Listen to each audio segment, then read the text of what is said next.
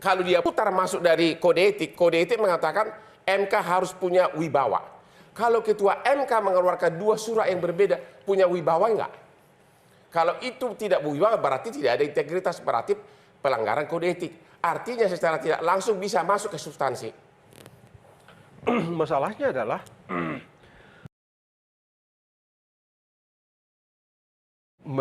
bertentangan dengan prinsip independensi pengadilan. Tapi kenapa ada peraturan kode etik mengatakan seorang hakim konstitusi harus menjaga wibawa dari kalau seorang ketua mengeluarkan dua surat yang berbeda, apakah itu berwibawa? Jangan-jangan frasa integritas itu tidak menunjuk pada atau tidak ditujukan pada tindak tanduk dalam menandatangani surat misalnya, tetapi tindak tanduk lain. Jangan-jangan itu misalnya, jadi tidak diatur detail. Dia tidak boleh bertindak atau berlaku tidak boleh berdansa-dansa gitu.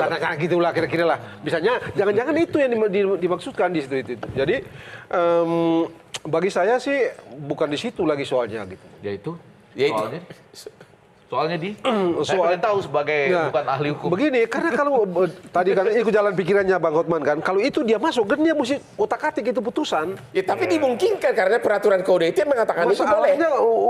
Integritas itu tidak menunjuk pada memeriksa putusan kan? Ya, tapi kalau dua surat yang berbeda dikeluarkan oleh ketua MK, apakah itu merongrong wibawa atau tidak? Kalau itu merongrong wibawa pengadilan berarti kena melanggar kode etik, karena di kode etik ada aturan itu tentang menjaga wibawa, betul ya. Itu ya. Tapi kan bisa begini, kecakapan ya betul. Cuma kan begini kan, tidak ada putusan yang tidak didasarkan pada alasan kan? Ya. Selalu ada alasan. Kalau alasannya berbeda, fakta-fakta yang kalau mau masuk di alasan bisa, bisa yaitu bahwa masuk di alasan bisa. No. Dari alasan dihubungkan ke integritas itu kan persoalan lain ya, karena tidak menunjuk pada sedikit. Itu dia. Tadi tidak menunjuk pada tindak tanduk menandatangani. Dalam menandatangani atau dalam. Tapi kalau kita perhatikan hari itu saya memang secara khusus 16 Oktober ya itu ya.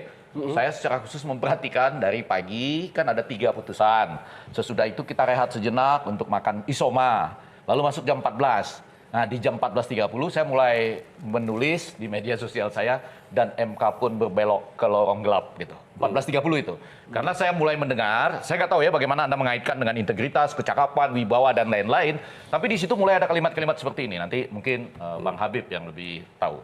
Bahwa kami Mahkamah Konstitusi bukanlah negatif legislator misalnya. Tapi penyampai pesan. Apa namanya? Penyampai pesan. Iya. Jadi maksud saya dalam posisi gitu saya mulai tahu, kenapa ada pembenaran-pembenaran yang tidak sama dibandingkan kalau kita bersidang di Mahkamah Konstitusi sebelumnya. Gitu.